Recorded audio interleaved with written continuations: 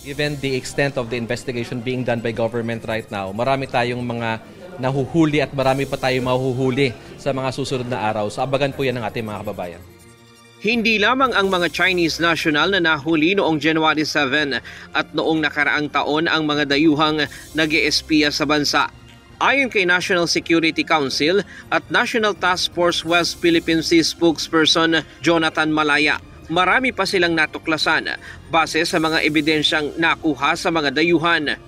Kasunod ito ng pagkakahuli sa 2 dayuhan sa Palawan na kumukuha ng mga larawan at video ng barko ng Philippine Coast Guard na nagpakilalang mga turista. Kasi nga, tinitingnan natin yung mga nakuha natin kasi nakakalap tayo ng madaming ebidensya, no? Nakuha natin yung cellphone nila, nakuha natin yung mga equipment nila at tumalabas doon na grupo nga sila. So, ayokong pangunahan yung resulta ng investigasyon kasi it's ongoing right now. Inaalam na rin nila kung mayroong ugnayan ang mga ito sa mga naunang nahuli ng pamahalaan. Sabi ng NSC, may matibay silang kaso na suportado ng mga ebidensya. Taliwas sa pahayag ng China na pawang akusasyon lamang ang ginagawa ng Pilipinas laban sa mga mamamayan nito. Kaya kinakalungkot natin yung sinabi ng Chinese Embassy at ng Chinese Foreign Ministry na lahat lang daw ito ay baseless accusations, lahat daw ito ay walang katuturan at paninira lamang. Hindi po, no? Hindi po ito parang i-report sa amin kahapon tapos ngayon nag-aresto na kami. Hindi po. This was a case build-up, no? Hindi naman po tanga ang ating kapamahalaan. Karamihan sa mga nahuli ay bunga ng sumbong ng ating mga kababayan. Kaya malaki ang pasasalamat nito sa pakikipagtulungan ng publiko. Apela ng NSC sa publiko, agad i-report sa mga otoridad ang mga kahina-hinalang kilos, lalo na ng mga dayuhan, para agad makaaksyon ang kinauukulan. Mula pa nung submersible drone hanggang dito sa Palawan incident, karamihan dyan dahil sa yung mga kababayan natin, naging aware sila, no? At nakita nila na meron pala silang tungkulin na kailangan gawin para sa ating bansa. So, sila na mismo yung nagtuturo sa amin kasi nakikita nila yung mga kahina-hinalang mga galaw, no, na mga ginagawa nitong mga to.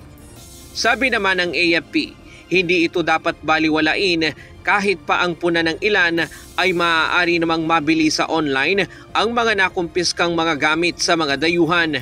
Ang tinitingnan dito ang laman ng kanilang gamit at saan nila ito ginagamit. What I'd like to point out here is para sa ating mga kababayan na huwag i-downplay ito. Kasi some are saying na hindi naman high-tech itong equipment na to. But what matters is the data that is being taken and how it's gonna be used.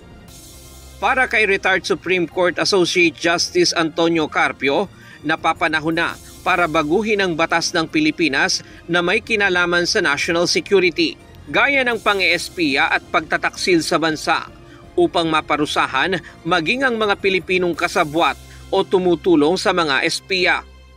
Yes, I think we need to update our criminal laws. For example, under existing law, under the revised penal code, treason can be committed only during wartime.